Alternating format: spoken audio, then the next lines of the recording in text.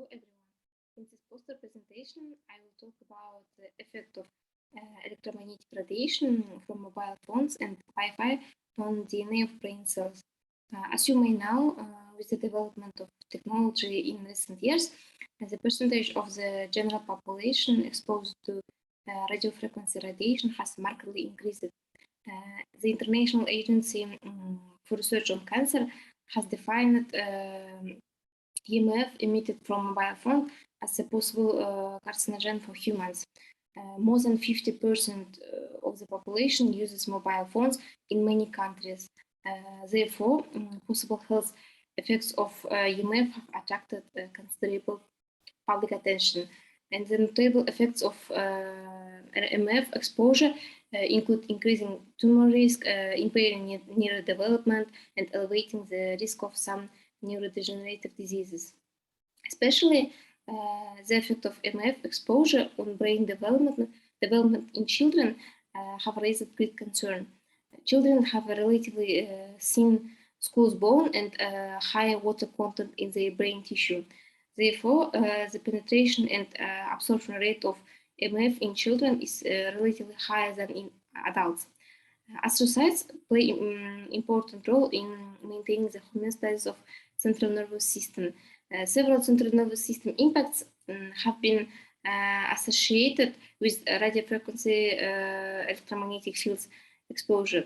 Therefore, we conducted our experiments on rat primary cortical astrocytes.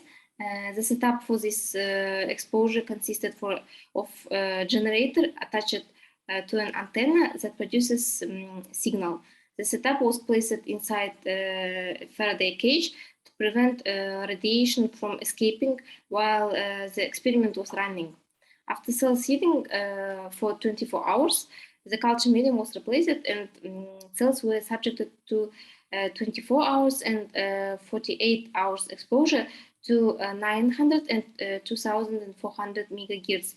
And to detect DNA damage levels in astrocytes, hydrogen peroxide treatment was used to establish a positive control. We also employed COMET assay, which is the most used method for detecting cellular DNA damage.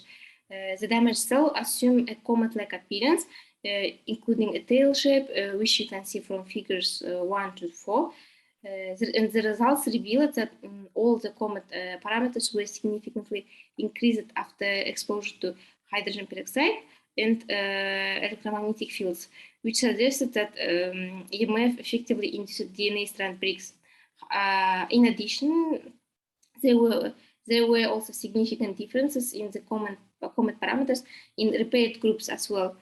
As you can see from figure 7, the body of cells present intact, undamaged DNA that remains in the region of nuclear matrix.